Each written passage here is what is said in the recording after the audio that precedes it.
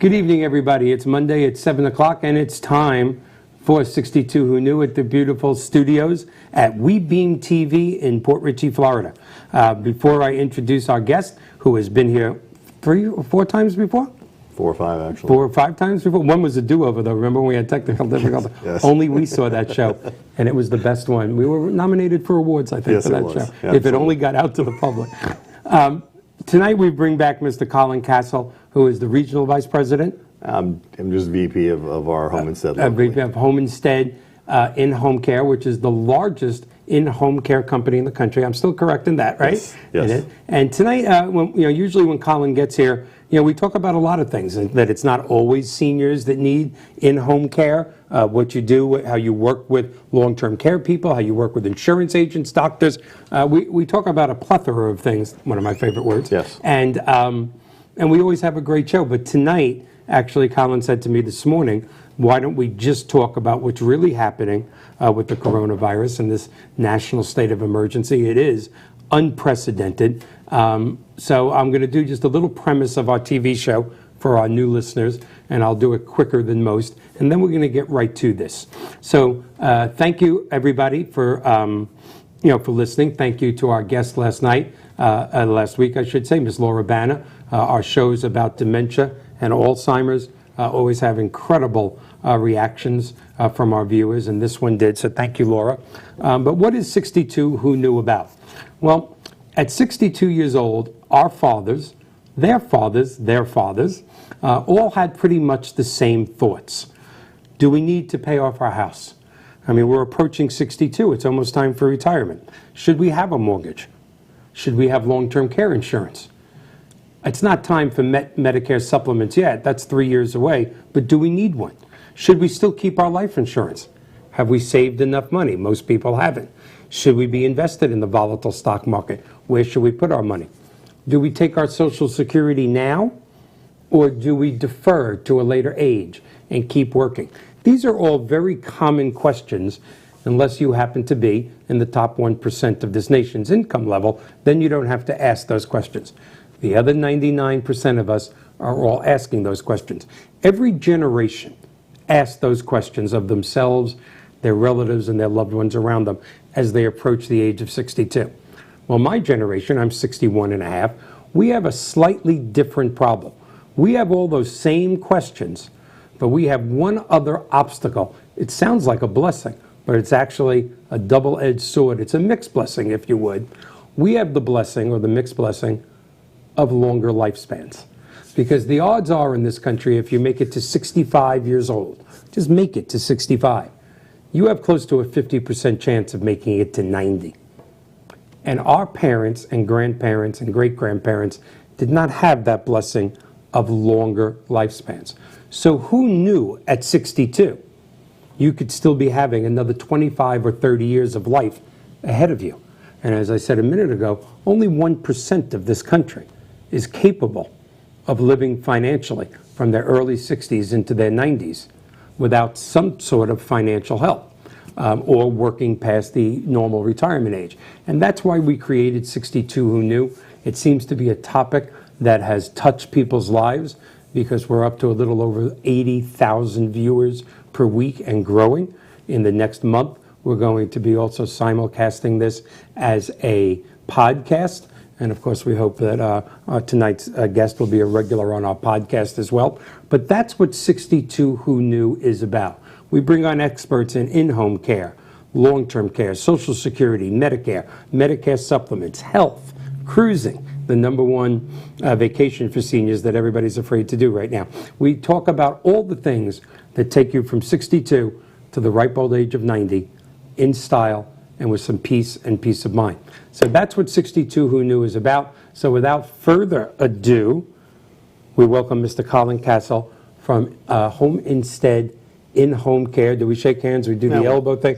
I often wonder, everybody told me if you cough, you cough into your elbow. Yet I don't know, I never cough into my hand. Maybe it'd be safer just to shake hands. Could be. So anyway, but we have a lot of questions. You're in this business. You see things that we don't. I mean, you were telling me some things right before we went on that that are staggering. I am one of those people that think this is a very real threat, but I also think it's been hyped up by the press to the extreme that I can't buy toilet paper.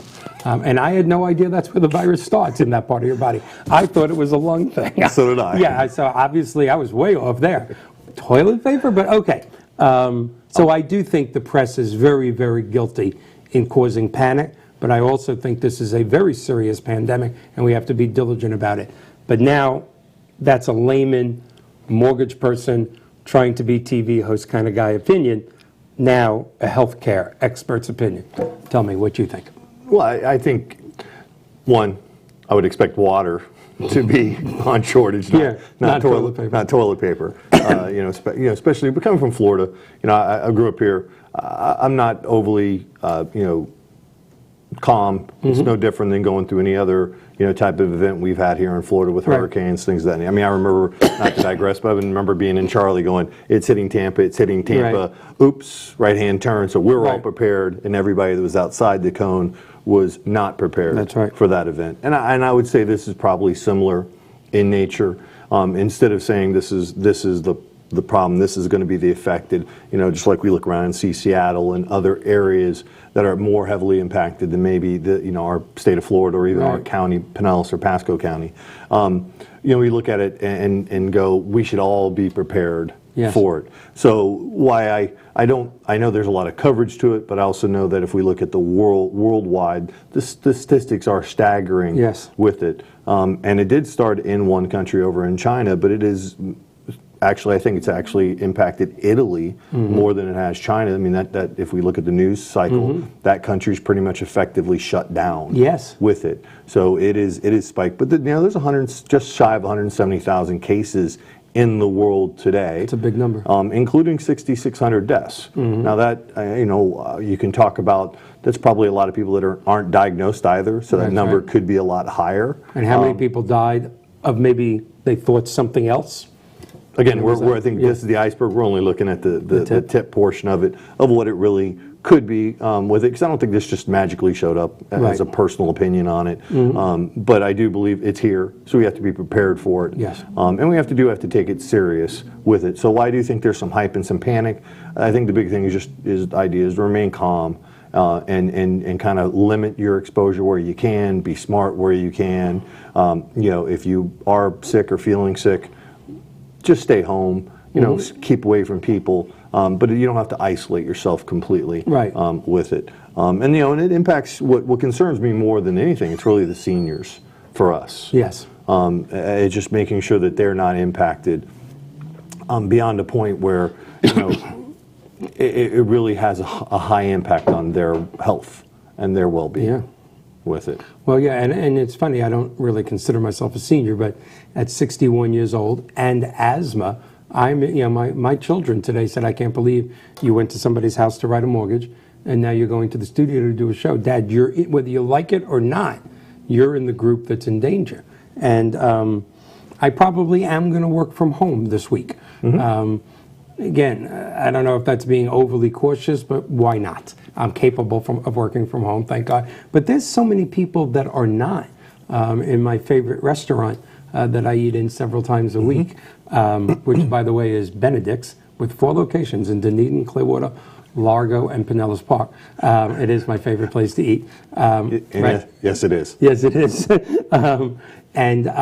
Many of the young waitresses are single moms, and granted, this week is spring vacation, so they planned for their child to be off, but they didn't plan to be off for another 2 or 4 weeks. How are they going to do daycare? How are they going to pay for that and still get to their job? And when all presidential candidates, I don't want to get political, get on and go, don't you worry, we're going to figure out a way that you don't miss a paycheck and you don't miss a mortgage. That's bullshit. The government's going to send these people money? I don't think they are. Well, they're going to have to address that, and I hope they do address it without also, causing small businesses like ourselves and franchise systems like ourselves any employer to actually foot the bill initially. So hopefully they'll come up with some sort of program and relief for all of us. Luckily, knock on some wood here in Florida and particularly Pinellas County, we've not have the outbreak that others have. We're not in the New York and the Chicago area, New Jersey and Connecticut, where they're shutting down bars and restaurants. They're getting ready to do that now, though. Did you hear that? Well, I don't know. I don't know what the realities of that statement is. It looks like Tampa may be closing down all bars and clubs at 10 p.m. rather than 3. And again, think of the owners, the bartenders, the waitresses, the dishwashers, everybody that's involved in that. I always stop at Chili's on my way here. Correct. I don't get any money for plugging Chili's. Don't you think they should send me a check every now and then? Sometimes I sit here free with Chili's, appetizer, at least a free appetizer. Something, some crispers, some chicken crispers. But there was almost no one there. My favorite server told me she had 3 tables in the last 5 hours, and they're thinking of closing down altogether till this passes. And quite frankly, my mortgage company, with the stock market being decimated, rates have gone from the high 3s to the high 4s. Now, that's still great rates. It's funny how young people don't know that. Oh, my God, rates are so high. I was in business when it was 18. There's nothing wrong with the 4s. Please keep buying houses and borrowing money and getting mortgages. But the person that I qualified 3 weeks ago at 3 1/4, the fact that I have to tell them they're 4 3/4 today, and they look at me and go, "What did I do? Why?" You didn't do anything. No one expected this. This is very far-reaching. I've never been through this, and even Black Monday, this didn't happen. Yeah, on a personal note, I'm not even looking at my 401k. I don't want to. Oh no, don't look, because it'll come back. I don't even want to. I'm just ignoring that completely because I'm petrified, and I don't want to get. Oh yeah. Blood pressure rise on that number. And this would be another show entirely. We don't want to get too much into this, but every billionaire in the country shorted airline stocks, shorted cruise stocks. There's lots of people making billions on this, while the little business guy suffers. And correct. I've said so many times on this show, when I bleed red, white, and blue. This is the greatest country. I don't care who's president. I don't care which side's winning. This is the greatest country in the history of history. But our system has become corrupt, and we have to fix it. It is. I'm still a defender of the American dream. And, absolutely. I don't have to, this is not in no way, shape, or form of a plug for Home Instead, because No, I know. My wife was the lifeblood of this, still is the lifeblood of our business. I was lucky enough to meet her and be able to leave my career to help her with this business. But when I heard the story of how Home Instead happened, I always tell people, don't ever think the American dream was around, because 25 years ago, even that seems like a long time, a couple was sitting around the table similar to this, discussing how they were going to take care of mom with children, full-time jobs, and everything else, and that translated into Isn't that amazing? A multinational, that gives me the chills. 16-country, business that has turned into one of the largest home care company, in the United States. So I tell people that the dream is never dead. And I don't want to emulate Don King in any way, but only in America. Yeah, absolutely. I mean, look. I mean, I've said this before. I have a relative that is, fighting cancer, and my sister and I and all of us were taking turns staying with him in the hospital. And after a few weeks, we were all exhausted. We were just exhausted. And a great hospital. I'm not mentioning it, but a great hospital. But I am a believer, living through some things with my mom and dad, that you do have to have somebody there with you. The nurses are great, but you're not their only patient. Your loved one is not their only patient. Correct. And there is nobody better than nurses. What a great group of people. It is. And we just didn't know what to do. We were all, I'm in my 60s. My daughter, my sister and son-in-law, brother-in-law are about 10 years older than me. And what did I do? I called you. And an hour later, a person that we knew we could trust was there to sit with this family member, and we all, we just all looked at each other and went, "Wow!" I mean, that was incredible. Well, it was a nice surprise nice surprise in the fact that you did reach out, but unfortunately the circumstances. I always say it's weird because I had to do a similar call with a different type of referral person. One I didn't want to call, but I had to, and surprised him when I had to call him at 2:00 in the morning with it. But he recognized my need and immediately jumped through hoops to help me out at 2:00 in the morning. So it was fantastic. No, I was not arrested. It was not bail. It was unfortunately the passing of my brother. Oh, I'm sorry. So, but a great friend helped me, with that situation because I had no place to turn with it and didn't have any really plans. So it's nice to have people that you do trust and you can reach out to. So I appreciate you thinking of me in that same manner. You have no idea how you help the family. and God forbid something does happen in Pinellas County, and it does get worse. I mean, let's face it, your company is going to be where people run to. Well, we hope. I think it's going to be a situation where all the facilities, be it a nursing home, an ALF, or an independent home care, we're all going to have to be together to make sure we provide quality care to all our residents, because the whole health system is going to be taxed. Right. With this, it actually already is, in even in a ways here in Florida, where we don't have a ton of cases, but it's already taxed because of some executive orders. I mean, if you're not aware, the most ALFs and nursing homes are locked down. They're not allowing any visitors. I knew some of them. I didn't know most of them. That's Florida, Governor DeSantis did an executive order waiving a number of statutes, but allowing only exceptions, direct care workers, like for us to go in and take care of family that lives in there, family that might be on palliative or some palliative or hospice care or end of life care. But other than that, you're not allowed to even visit your healthy mom or dad because they don't want those outside exposures with it. And I, as much as it's a tough thing to digest, I respect it. Yes. Simply because of the stats that are out there. And one of the things I was talking, and it is public knowledge, but it's kind of scary in the thought of what happened to the Kirkland, Washington area. Yes. Tell our viewers about that, because I wasn't aware of it. I was aware there was a situation, but not that high percentage. I think that's what resonates with me on a personal basis, and why I take this serious, because one, I get to see what our seniors are like every day, even with yourself with asthma, or someone that has COPD or anything compromised of the lungs or chest area. That concerns me, because in Kirkland, California, where they had one of the original outbreaks, they had a nursing facility there that had a large influx of positive tests. And unfortunately, they've lost, I believe the last count was 19, I believe it might even be 20 now, out of 120 residents that were at that facility. So that's a pretty high attrition. It's 1 out of 6, that's amazing. It's slightly over 15%. And then they have another 31, residents that are positive for the coronavirus as well. So when you look at, in totality, almost 50% of their population either has and had passed from it. So it is concerning for me, and I do appreciate Governor DeSantis taking the action to close those institutions down and only allow essential personnel in.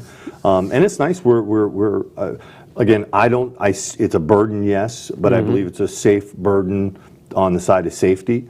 They're asking questionnaires. They're taking the aides' temperature prior to entering. We're doing an effort to try to see if any of our aides have traveled, any of our aides have been anywhere, and eliminating them until the time frame has come to pass. But they're screening before they go in, so they're trying to be due diligent, but they're also trying not to take the care away from our seniors that absolutely need it. So while it is a little bit of an inconvenience for everybody, I think I won't say to be politically correct, but no one wants to be the one. That's right. No one wants to be that one facility or community that was the petri dish of starting it. Correct. Here in Pinellas County or in Florida, no one wants to be that. Well, and let's face it, we are the the retirement capital of the United States. Our average age of a person in the state, you probably know, is like 112 or something like that. Not quite there yet, but yes. A lot of compromised lungs are out there. A lot of compromised lungs. I'm two of them. So let me ask you a question. I have a lot of questions, but this one's a selfish one. Sure. I mean, I just happened to have a checkup with my doctor a couple of weeks ago. My lungs I have asthma, but I'm breathing fine. Life is great. Let's say, I'm overweight, which is obvious.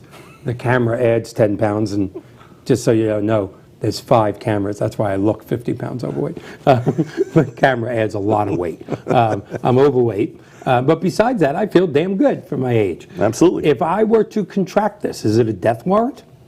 I can't actually honestly. I know you doesn't say MD. Yeah, definitely not MD, and I wouldn't even garner. I think the things that we're telling our caregivers and our clients, if you're feeling the same symptoms we've heard on the TV, things of that nature. If you have a fever, if you're starting to get, above 100 degrees and fever, if you're getting shortness of breath, if you're getting a cough and you're really not, it's dry and it's really, a dry cough, those are times to one, for our employees, call us, stay home, isolate yourselves, things of that nature. If we're noticing that in our clients, we're actually taking the initiative to call the Department of Health in Pinellas County, let them know, try to get them tested. Because a lot of the seniors we serve either have no family, or they're lower income, some of our clients and that. So we have a pretty diverse group of clients from veterans to people on Medicaid to private pay to, so we have everywhere in between.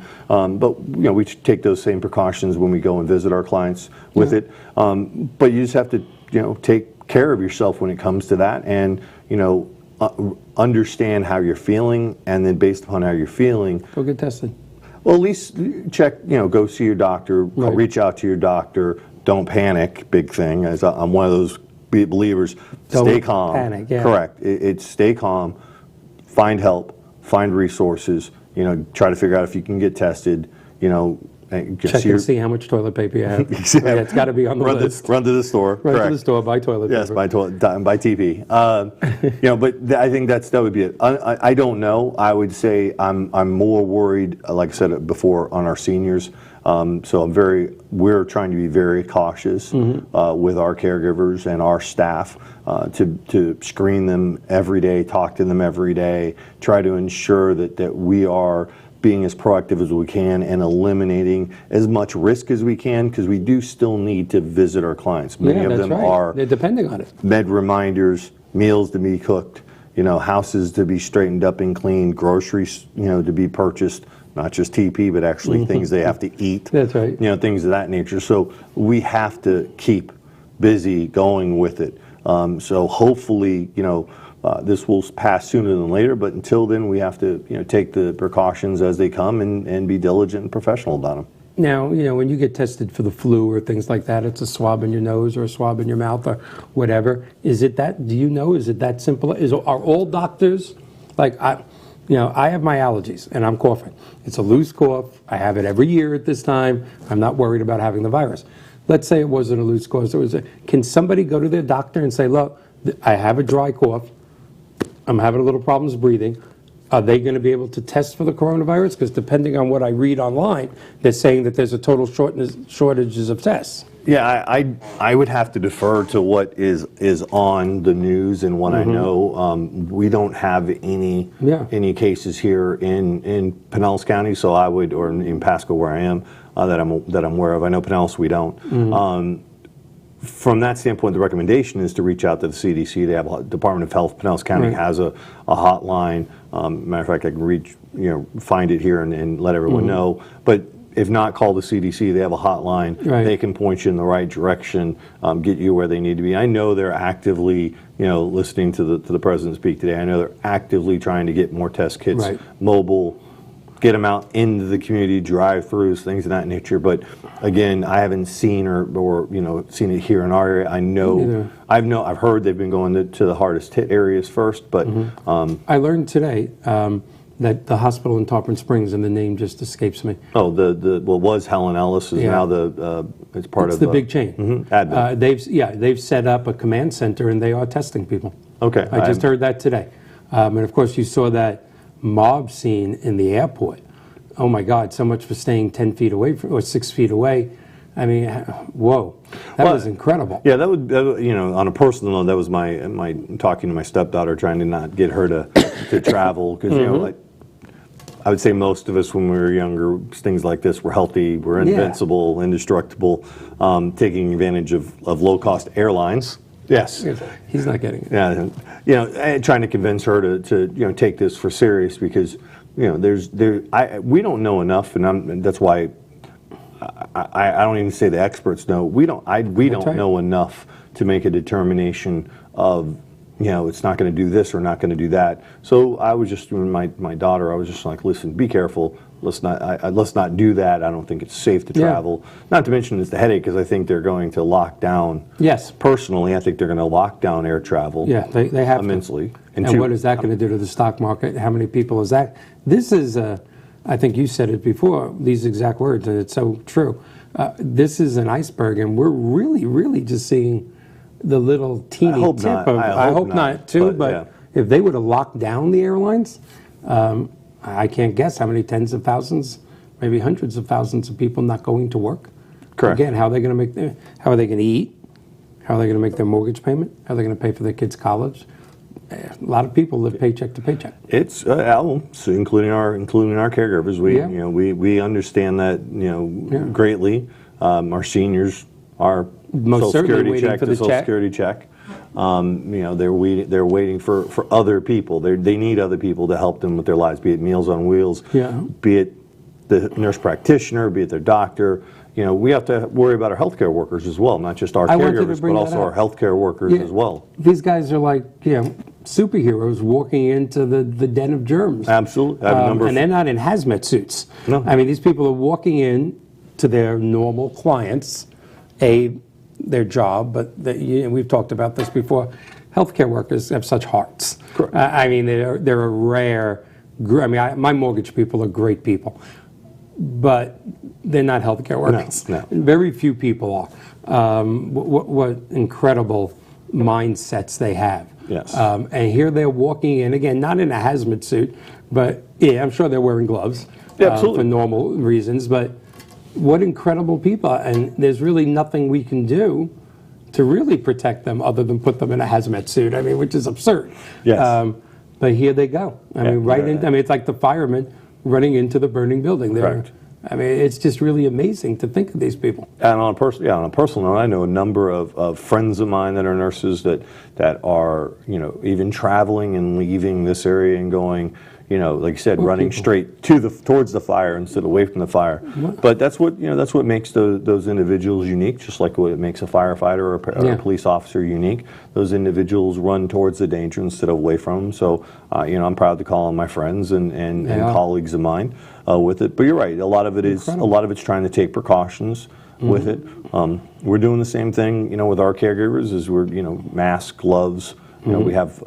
Are they wearing masks? Hopefully, ample supply of it. Are they wearing masks from the time they walk in? If they're asked to, or if they want to, gloves absolutely. we're definitely promoting the personal protection devices.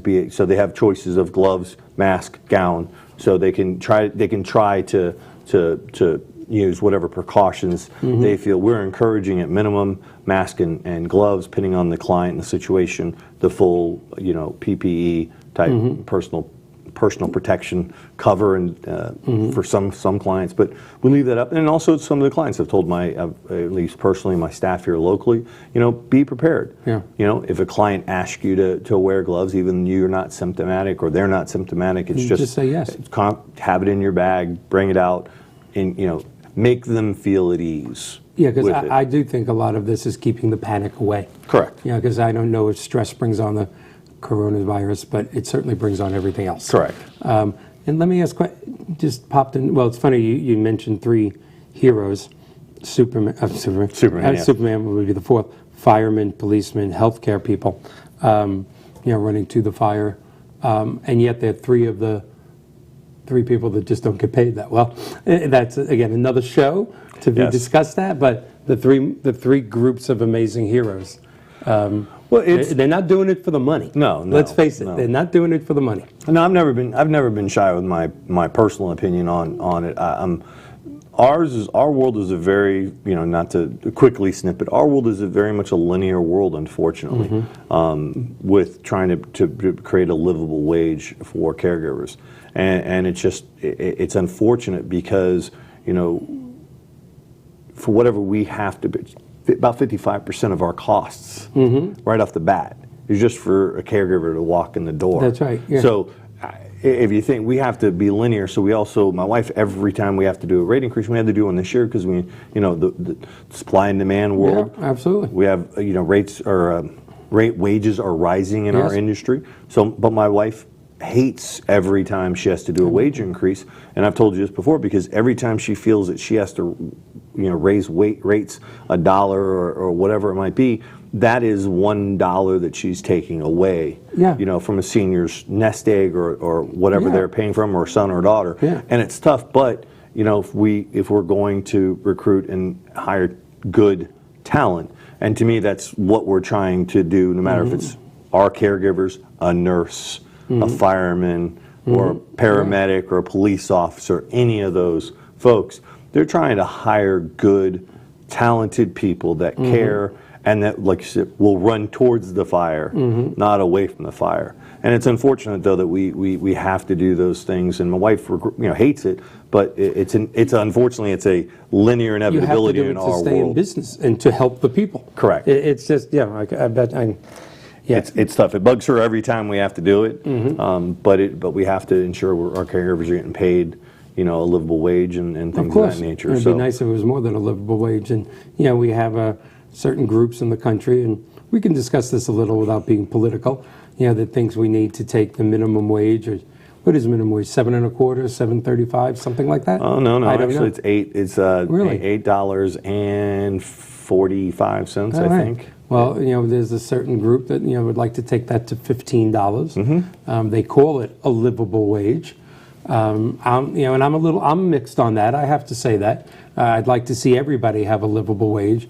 But the definition of minimum wage is not livable wage. Minimum wage, as I'm sure you know, was created so that part-time student many, many years ago, part-time woman just going to work many, many years ago, was not taken advantage. It was never created to support a family of four on. And it's somehow been morphed into, how can a person at $8.50 an hour support a family of four? That's not what it was designed for. That being said,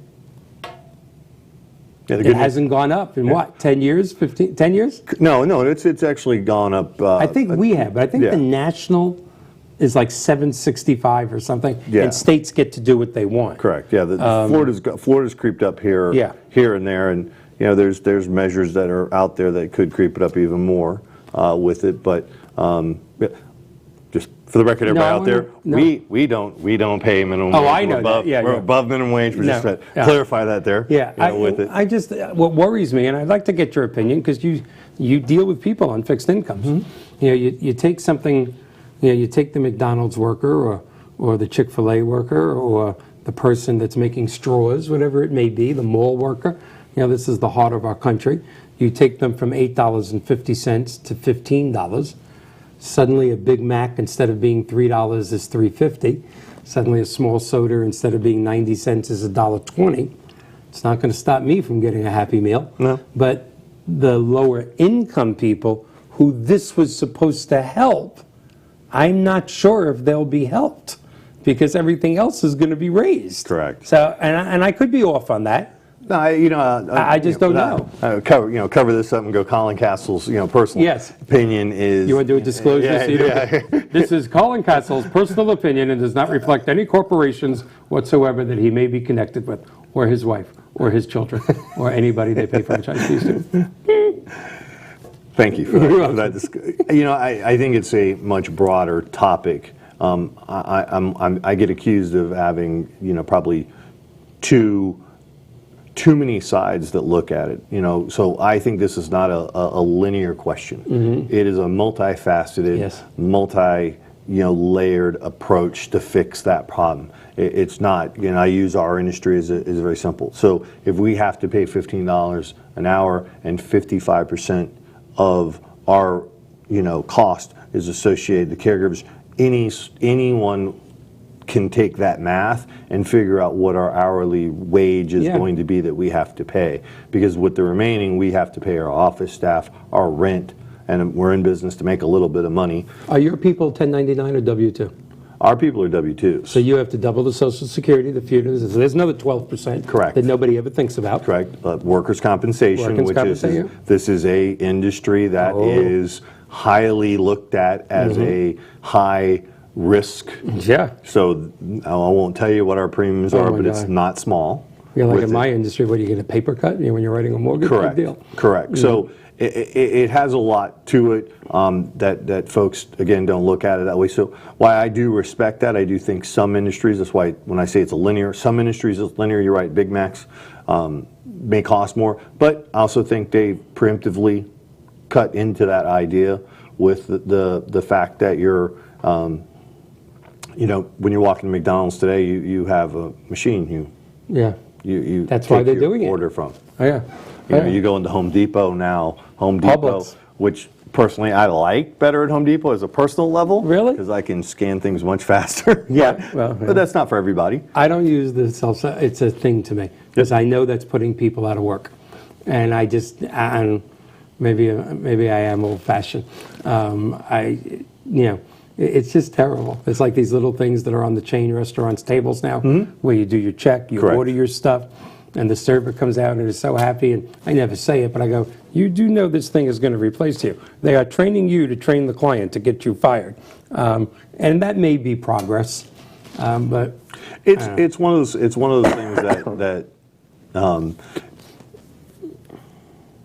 It is, but that's sort of when I talk about the multifaceted approach to it. When people only look at that, they're not looking at the other things about how to, educate our folks better, give them more opportunities out there, things of that nature. I'm benefit of a big proponent of tax relief for the smaller mom and pops, things of that nature. Because we are the lifeblood of America and our employees. We employ, as many folks we employ over 200 folks in Pinellas County. So we're one of the larger employers that no one knows about. And they don't look at us that way, don't want to really look at it that way in a lot of ways, simply because we're still a local organization. We just happen to employ a lot of folks, but it's not looked at the same way. Versus Jable Circuits in our area, so on and so Raymond James, things of that nature. So on that whole minimum wage, to me it's a multifaceted approach, and we're trying to take a very much a linear look at it. And to me, there's so many things that have to go into that. And just because you go to 15 doesn't mean it's going to magically solve. Exactly. I'm just worried about the small businessman. Now, again, you're right. It isn't linear. Because like in my office, processors, loan officers, we don't have anybody near minimum wage. But for the company that has minimum wage people, or for the great little company that says, I don't pay minimum wage, what is it, $8.50? I'm at 10, I'm at $10.50. They're forced to go to $15. It's just rough. I mean, the reality or do they lay off people? Correct. Well, but think also with that in that you get to 15, and now you have someone that has a degree, even at a low side, a CNA or an LPN, you're putting pressure on where their wage is going to be as well. Because if you think it's going to be 15, it's not. Right. It's going to be elsewhere. That's right. And I view, back to the original topic also of this, I kind of view the way we handle the outbreak, the coronavirus is very similar to my thought. It's multifaceted, so we have to take a multifaceted approach to it. Be smart, be diligent in what we do. Don't panic. Stay calm. Take the precautions that we can. Limit our risks as much as we can. But without shuttering ourselves in our homes. And locking the doors and buying, a month's worth of rations and toilet paper to survive for that month, because I don't think that's going to panic never helps anything. Correct. No matter what we're talking. Something just came to me as you were speaking. Do you, and this may be a weird question, do you have any health care people, let's say like me, in their 60s, that are a bigger risk that you need to say to, at your age, you may be a bigger risk than your that could be age discriminatory. I'm thinking like a businessman. But I've seen healthcare workers in their 60s and 70s that are just so nice, but they really are at a big risk out there. From, again, personal perspective, to me, this current disease has a much higher, issue related to our senior population. I mean, the statistics out there, again, this is fairly fluid, but over the age of 65 has a much higher, it's almost double than the normal rate, and if you're above 80, you're in a 15% category of mortality rate. So I don't want to get into that, but any senior, I would say any of our seniors, no matter what your health is, just by our natural aging process, Yeah. having something like this could, if not, have a really bad effect, could have a diminishing effect. Yeah. Well, let's face it, like you said, the way we live, above 80, almost any infectious disease is going to affect an 80-year-old and above more than a younger person. Correct. It could be the straw that breaks the camel's back. Well, we've talked even, we talked about, in many shows before, just what we try to avoid is with the seniors that we are with that are a little bit more independent and they just need a little bit of help, is we try to avoid those large events, because those large events are the ones that take you from independence to not independent. Those are the heartbreakers, yeah. Correct. And then as you age and you go for that second, that's when you go from being less dependent and you move through the cycle, and unfortunately the mortality is at the end of that cycle. Yeah. So I would say the same thing. It could be any one of those phases. It could be the one thing that may get you a little bit higher need and care. Unfortunately, it could be so take precautions as you can with it, and try to be diligent, and make sure you're cleaning your home. Make sure you have the supplies. Make sure you're taking care of yourself. Don't go out if you don't have to. I didn't say that a week ago, but now I'm saying it. Yeah, don't go out if you don't have to. I mean, I said it before. It's a little bit of short-term pain for a long-term gain. That's right. Because I definitely don't want to see. I don't want to have a situation that happened in other states happen in my backyard. Yeah. I think that's something that can be avoided. And for us living in America, I'm one of those guys that would say that it should never happen here. That's right. It should a lot of things we have should never happen here, because that's for sure. we are the greatest country on the planet, and we should have the resources and the wherewithal to beat back most any situation. So I agree. I would definitely, like I said, calm, but absolutely take the precautions you need to take, and stay vigilant and calm be careful. but vigilant. Yeah, absolutely. All right. So the time goes so quick; it's ridiculous. John, can we bring up the website, please? Colin's website. Alrighty, dighty. So let's get away from the coronavirus just for a second as we bring up your website, or include the symptoms of the coronavirus. Sure. When people are with their moms, their dads, themselves, their aunts, their uncles, and they see certain things and they need to call you, what's the best way? Website? Number? He's working. I hear the clicking. It's coming up any second. Yeah, no matter where you are locally here in Pinellas County or anywhere in the world, since you have such a diverse following now. I can, a little anecdote. I can remember when we were happy to, see a few thousand. Remember that? Folk, because I was on the first couple. Now I just can't wait to get to 100,000. Yeah, no. Now you're really sprinting and towards the big number. Correct. So this is our local website here that serves Pinellas County. Obviously, you can see the number there. But if you live elsewhere, you're more than welcome to go to just simply www.homeinstead.com, and that'll bring you to one of our national websites, and you can type in your zip code, and that will bring you to the local office that'll serve your area.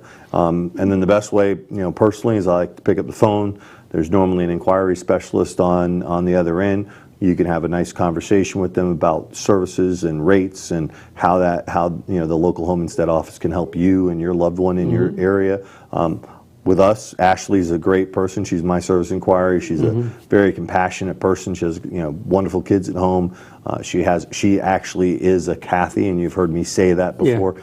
She actually has an elder parent, and one of the things that she attracted us to her was that when she was looking, she came across us.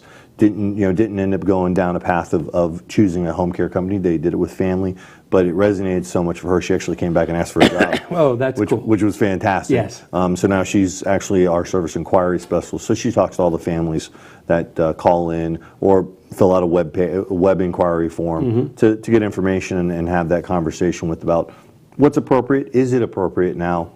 To even consider this with it. Which is what I really want to close with. Although we still have a good 10 minutes, so we're fine.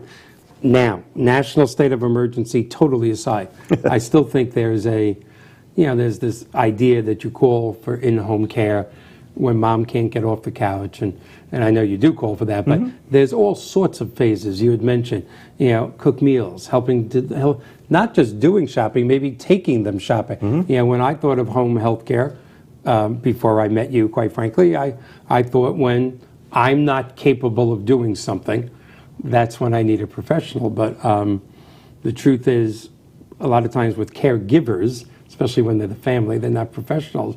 But we talk about this, and I talk about this with my long-term care experts also. Caregivers, when they're not professionally trained, I'm taking care of my mom, I'm taking care of my dad, whatever they are, because they love them so much. Caregivers suffer. Caregivers, their jobs suffer, their income suffer, their emotion, and I never have the figures, and that's probably why I'm not on some major station. But sorry, John, no insult intended. But the statistics of caregivers that predecease is the person they're caring for. The first time I heard it, I had chills for 30 seconds. Tell us a little bit about all the things your company can do. It's not just helping mom to the bathroom. No. I look at it. I look at home care, specifically what my wife and I offer in Pinellas County, and Home Instead does nationally and worldwide, countrywide and multiple countrywide. Universal. Yeah. Galaxy. They're in the Klingon Empire right now, taking care of people. Absolutely. Probably in an alternative universe. Vulcans live to be like 250, so you're probably booming now. Totally distracting. No. It's my job as host. Absolutely. Get your guest offline. That's right. Off topic. Quickly. Really, I look at it as very similar. Or very simply. What we're there is an extension of them. So a lot of times, when I talk to families, it's not that we're going to come in and take over, or you need to have us in when mom has to have, us transfer her or use a gait belt or help with ambulation walker or cane, things of that nature. It could be in the front side, because what I look at is we're assisting the mom or dad to enjoy their independence longer. So I look at it and we're stretching that phase of independence as far as we humanly can stretch it before the body and just doesn't allow it any longer. So I tell if they can do it and they have the need, have us come in when mom is first starting to see those signs. It doesn't have to be, you don't have to be in there 24 hours a day, 7 days a week. You can start out with 3-4 hours a day, a couple of times a week, where we are still keeping mom independence. We take, as I look at it and go, evaluate the risk factors. Driving, getting up in the morning, getting ready for bed at night. Those are the high risk. Falls. Those are those high risk areas. How can we step in and help during those high risk times that can, again, extend that life of independence that mom or dad, grandparents is achieving? And then as we move into expending that life, that life cycle of independence, we can then move into more advanced care when we happen to become maybe incontinent, or we have dementia, or we have Alzheimer's, and now we're in sort of another phase, still independent, still not having to go to a nursing home or an ALF. You're still in similar surroundings, your home, it's your stuff, it's your pictures on the wall, it's your memories. I understand the facilities and the ALFs, everything serves a purpose. Yeah. But I'm absolutely not just working from home instead. I'm still people live longer at home. Stay at home as long as you can. Yes. It's my own thing. It's my stuff. Yeah. I want my remote control. That's I want my lazy boy. I want my seat. My favorite Publix cashier. Correct. I want that as long as possible to enjoy it. So we're there to help that. But we also, will help when time comes for the larger care, when we need to engage one of our CNAs, certified nursing assistants, or we might need to engage our RN. We're able to, take the client and the family through the next potential phase, and unfortunately, sometimes all the way to end of life. Right. But I think that's also a key part of is when we are at end of life, that we do have folks like ourselves and the great folks at hospice to get people through that time, and take the burden off of the family, and just let them, as I tell families, be the son or daughter. Just be the... Don't be the healthcare provider. Be the son or daughter. Do the son or daughter, be the grandson, be the granddaughter, visit with mom, visit with dad.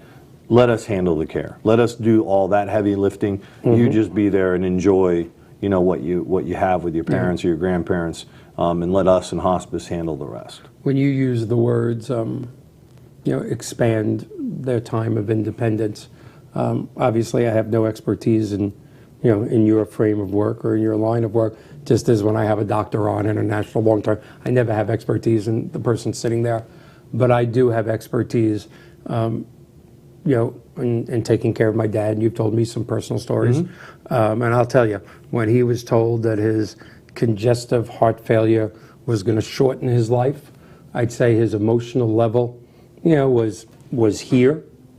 But when he was told he would probably never bowl again, because he bowled from the 1930s till 2004, and he died in 2005, was his thing. When he was told he probably shouldn't drive anymore, when the independence, and here's a 6'1" guy, ex-POW, highly decorated World War II veteran, the real guy kind of thing. I'm not half the man he was. He was a great example of the greatest generation. That loss of independence crushed me, crushed him, crushed everybody. And he wasn't an emotional guy, because that age bracket wasn't. But I remember when I said to him, should I sell the car? And he went, look, I know they told me I should never, ever drive, and I won't put my life at risk. This was my dad. Sell it when I'm dead. Just let it sit. Let the keys sit there next to yours. Maybe I'll make a comeback. And I went, all right. I mean, I felt... It's a mindset. Yeah. Expanding that independence towards the end of life is worth more than almost expanding their life. Correct. I guarantee you, if you brought my dad back and said, because he died just before his 82nd birthday, and I guarantee you, if you said to him, you'd have to die at 80, 2 years early, but you'd be driving, bowling, going to your grandkids' karate lessons, going everywhere till the day you died, he'd say, fine, take the 2 years off the top. Correct. Because those are things that are important. Yeah. I've never heard anyone put it like you just did, expanding the independent part of their life. That's the key. It did. Look at this. I mean, you can see it. I got goosebumps. That's the key. That's the key for us. Is we want that. We want that segment. At least, I would say for most of us that do this for a living, and not just Home Instead, but other providers, we're there to extend that portion, because we want to be able to. Just because mom can't drive doesn't mean she can't go see her friends. That's right. Bingo, or the bridge club, or going bowling. Maybe it's just because he can't drive or his vision. Right. But you know what? He doesn't care if he doesn't care if he throws a gutter ball or not. Yeah, just be there. He's just hanging out with his friends and doing the things and seeing the people that he likes to see every day. Then that's worth more than getting that strike. It's just that being able to be out and still feel that you're having fun, that you're being engaged, you're having... That you're still living. That's right, you're still living and enjoying life versus sitting at home, waiting for the shot clock to expire. Yeah. Absolutely, our job is to get you out of that home and get you out into the community and enjoying life. That's an incredible job. Still doing other stuff, that you have to do, but... Yeah, but still, that's an incredible job. It's a nice... It's definitely... It's fulfilling. I was just going to say, as aggravating, I'm sure, as it can be, and frustrating, it has to be amazingly fulfilling. You got to go home with a smile on your face. It does. We have a number of clients. I like it when we get our cards from our clients that talk about what we meant and what we did. And I see our caregivers. So absolutely, sometimes a little too much grief counseling at times, but it is it's what we have to do to help our caregivers and our families through tough times. Absolutely. All right, 2 things that we've been trying to do. 1, get a caregiver to come on with you. So maybe the next time. Absolutely. 2, and although we thoroughly enjoy having you, we would love to have your wife come on. So you're going to stay home with the kids one night, and she's going to come without you. Julie, if I can convince Julie to do that, I'm more than happy. Is Julie watching? She may or she may not be. I'm not sure. Take care. Julie, if you're watching, you have to come on. You have to come on. He's adorable, but something tells me you're better. We like him. She is. Yes. She is. She puts up with me, which is a huge... Is it? Huge you thing. seem like an all-around good guy. I got to be honest with you. We've met, 4 or 5 times on the show. We've eaten at Benedict's. You seem like an all-around good guy. I am that, but I'm tough to deal with at times. Yeah, but look what you do for a living. I think it's amazing. I really do. I mean, I get some pleasure when I give a senior a reverse mortgage. I do, but it's not like helping them through. It's not like expanding the independence. I'm helping them maybe pay for you. Yes. So there's some fuzzies in my heart. But it's not what you do. I have strong opinions, and I'm pretty stubborern, and so it comes out every once in a while. Well, we're going to let you voice those stubborn opinions on our podcast, because that's going to be a little more. Yes. People. I've heard about that. I've been waiting for that to. I know. We're waiting for this little eye thing. Can you notice? I know you can notice because I'm sitting here. Somebody email me, and can you notice that my right eye is closed out there in TV land? It's fine. My vision's coming back. Everything's fine. But since it's not 100%. When I open up this eye, I see double. But when I close this eye, since my left, so I should be fine in the next couple of weeks. Sometime, oh my God, look, I'm telling a story. There's 17 seconds left. All right, no handshake, elbow. You'll come back with a healthcare person soon? Absolutely. Next week, Mr. Stephen Sless to talk about reverse mortgages. As I've said in the past, I think when I do it, it's too self-serving. He's a great guest. We have a lot of good guests coming. Thank you so much for being here. I hope you learned.